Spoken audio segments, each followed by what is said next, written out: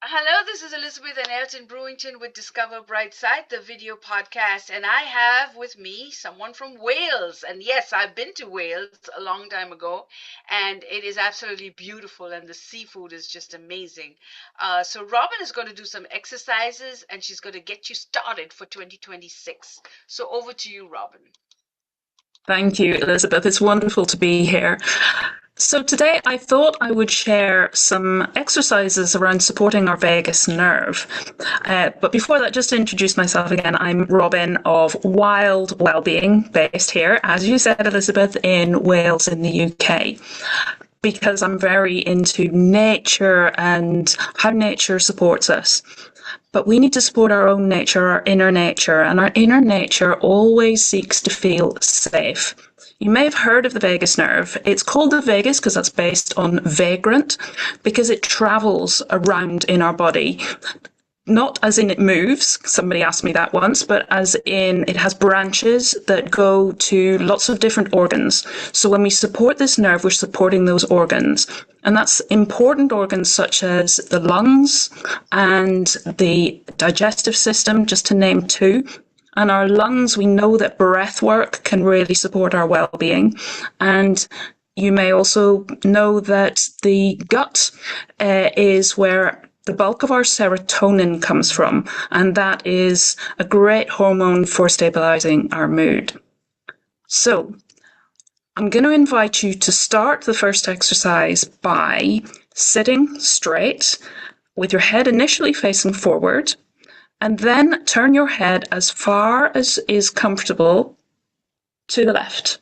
And take note of how far your head will turn comfortably. So just note what you can see. Then bring your head back to center. And then just do the same to the other side, turning to the right.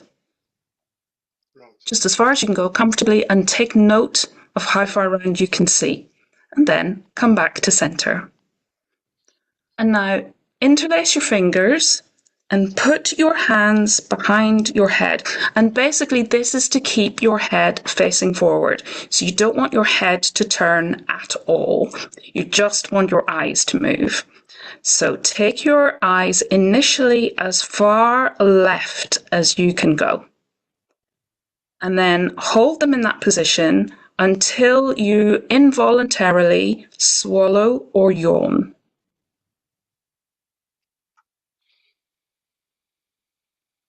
And when that happens, I'm not going to give it too long because of time constraints today. When that happens, bring your eyes back to center. And then again, do the same thing to the right, taking your eyes as far around as you can see, while keeping your nose facing forwards, and just waiting for that involuntary swallow or yawn. And when you've had that, you can bring your hands down, and to test, you can then again turn your head to the left and notice, does it go round further than it did the first time? It quite often does. And the same to the right. And what you're doing there is helping to release that vagus nerve. That vagus nerve comes out from the brain stem, the bottom of your skull, and it goes into your face. It goes down through your body, as I said, connecting with organs like your lungs and your digestive system. And when we're tense, that nerve tightens and our fascia tightens. When we do that release, it helps things to loosen up a little bit. It also helps to signal safety to our body, and we need that sense of safety in order to heal. So whatever you might have going on, whether it's stress, tension, maybe emotional stuff, maybe physical stuff, doing that exercise will help to put the body into safety and allow it to start to heal. Your body has very natural healing processes, and when we do that, it supports them to work at their most effective. And if I have time, another quick one, which is also for the vagus nerve and very, very simple, is just massage your ears. So just gently rubbing at your ears and gently pulling from the tops, pulling them up, Not painfully, just very gently. From the sides, pulling them back. And on the earlobes, careful if you've got earrings in, gently pulling them down. And again, this is just another way to signal safety, allowing our vagus nerve to release any of that tension it's been holding.